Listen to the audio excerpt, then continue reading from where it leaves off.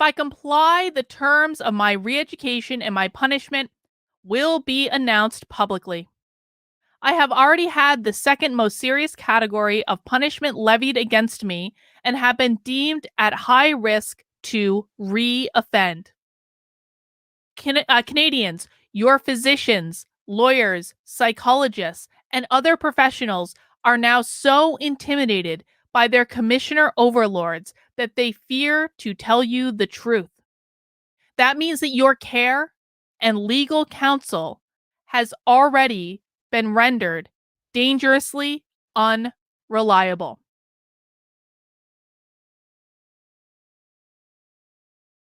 You know, this is all to make Jordan Peterson a public example of getting him to bend the knee.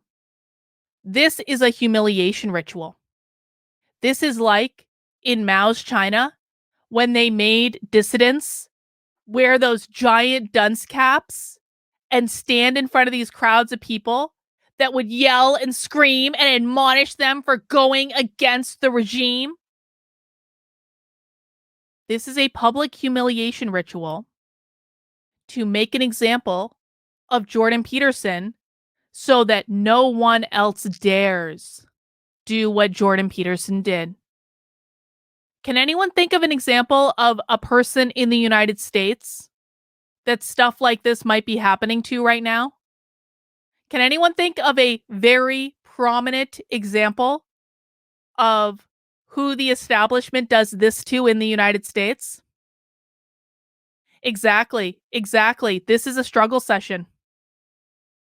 This is a struggle session perpetrated by the governing body of psychologists in Canada.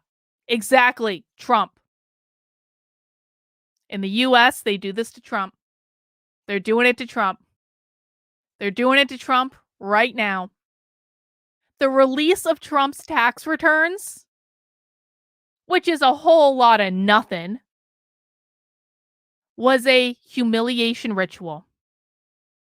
The January 6 hearings, in which they made this big show of, we're going to subpoena Donald Trump and refer him for charges, was a giant humiliation ritual. And did anyone hear that the January 6th committee decided to pull their subpoena for Donald Trump? It was almost as if the whole January 6th committee, those weeks and weeks and weeks and weeks and weeks of propaganda hearings, it was almost as though it was just a stunt to make it look like they were going to subpoena and charge Donald Trump. And then after they issue the subpoena, they renege and pull it back. Because no, psych, we weren't serious in the first place. And the reason they do this to Donald Trump is exactly the same reason they're doing it to Jordan Peterson in Canada. Because Donald Trump upset the apple cart. Donald Trump went back and tried to deconstruct everything the establishment overlords had built for decades and decades and decades. And they want to send the clear and incontrovertible message that you will never do this again. Don't you dare say something that we don't like. Don't you dare do something that works against us. If you do, we will humiliate you. We'll drag you through the mud. We'll go after everyone you know and love, and we will do it again and again and again and again and again and again until you get down on your knees and beg us to stop. That's the message that the United States government is sending to Donald Trump right now. And you don't have to be the biggest fan of Trump in the world to acknowledge that. And they're doing exactly the same thing to Jordan Peterson.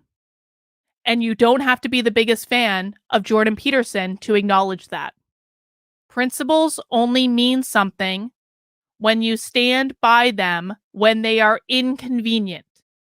If you are not going to stand up and say that what you are doing is wrong, When it happens to someone that you personally dislike, then you are not a principled person